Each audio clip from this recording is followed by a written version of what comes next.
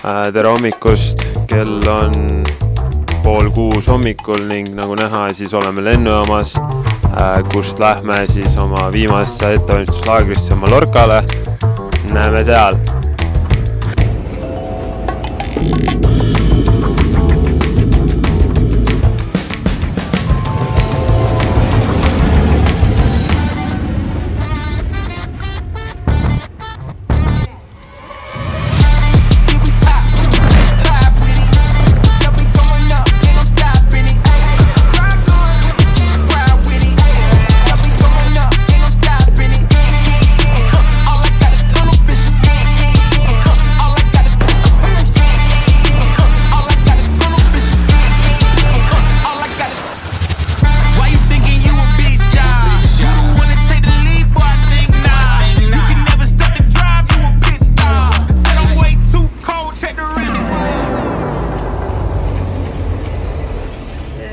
Mis me sellega, kas ma nagu hoian seda käes niimoodi?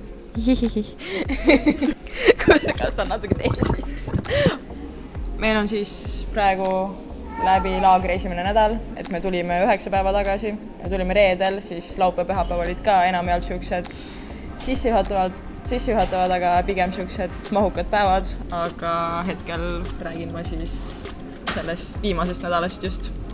Et selle nädalaga näitan ka, kus me siit vaatame.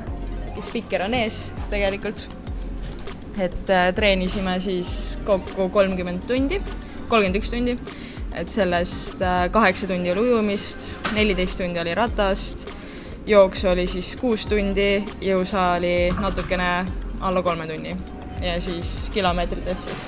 Ja.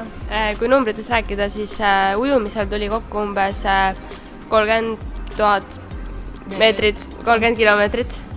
Siis rattal sõitsime umbes 360 kilomeetrit ja jooksmine circa 70 kilomeetrit, olenevalt erinevatest kiirustest. Siia treeningkava mahtus ära hästi palju aeroobseid rahulikke treeninguid, aga kindlasti oli ka väga raskeid ja tugevaid treeninguid, et siis ilmselt, mis on sinu kõige meeldejäävamad treeningud, et kas sulle jäid meelde need väiksed kulgemised või pigem ikka rasked treenid? No pigem jäid ikkagi rasked treenid, et prikk oli kindlasti kõige huvitavam, sest see on ikkagi lõbus ja teistsugune võrreldes niisama kerimise ja asjaga. Ja siis teine, mis oli väga nagu meeldejääv, oli Saaka Loobra sõit, kus siis sõitsime kokku 130 kilomeetrit ja siis tegime ka kõige kuulsama lõigu ära, mis on siis Saaka Loobra lõik ongi. Mäkk circa 10 kilomeetrit. Ja, natuke all. Ja, seda sõitsime maksi. Ja, sellest maksisõidust ei pääsenud keegi, et oli häid halbu päevi, et keda numbrid huvitavad rohkem, siis Stravas saab alati vaadata, kellel saab, kellel ei saa. Ning selle nädala aja jooksul mahtus meil ära ka üks puhkepäev, kus me siis, nii-öelda puhkepäev, kus siis saime kauem magada, ei pidanud ei hommiku võimlemisele ega hommiku jooksule minema, et siis seal oli meil jõusaal ainult ja õhtupoole siis siuke tunniajane ujumine, et see oli kindlasti hea. Ja, näiteks, mis on sinu vahe, et kui sa magad tavalisel laagripäeval pead üles tõusma, kaua sa siis magad versus siis, kui sa puhkepäeval üles tõused? No ma ütleks, et ega see puhkepäeva uni kuidagi ei muutu. Lähed hiljem magama? Ja, hiljem magama, aga ärkab niimoodi umbes samal ajal. Võib-olla pool tundi jõuab kaua magada, aga siis juba keha ise ärkab üles valmis päevaks. Vanad head sportlased. Ühesõnaga, on üks nädal veel ees, et vaatab, mis saab. Ilmatead nii head ja sooja ilma ei lubanud kui see nädal, aga eks näis. Oh my god. Mul hakkas nii palav praegu. Mul mingi ju. Oota, ma pean mingi... Lõpetasime just prikitrenni. Arminil läks lambist treff ja oli väga raske. Nüüd saab batooni süüa. Just räägib klassivaatajaga. Euros vaata. Ja ma saan rääkida juurde. Mis on? Ja ma olin täna trennis nii lubanud. Tuli stressi peale pannud.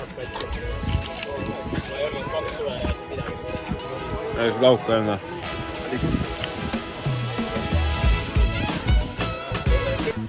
Esimene laagrinädal on tänaseks siis läbi saanud ja ootamas on veel üks raske treeningnädal. Ilma lubab küll natuke kehvemat, aga ma väga loodan, et see meid ei heiduta, kuigi meil juba on mõned haigestumised olnud, aga pole hullu, kui nad terveks saavad ja uuesti treeningradadele jõuavad. Ja järgmise nädala kohta siis võib-olla nii palju, et raskematest treeningutest ootab meid siis ees üks prikitrenn, staadion ja siis mõned raskemad ujumised ja rattad kindlasti. Ja ilmatead ei luba meile väga siis head ilma, aga me kindlasti teeme need trennid ära ja loodame, et vihmapüha pidama ei pea. Ja peale laagrit siis üsna pea suunduvad täiskasvanud poisid Tuneesiasse võistlema ning juuniorid alustavad oma hooaega Itaalias Kaorlas.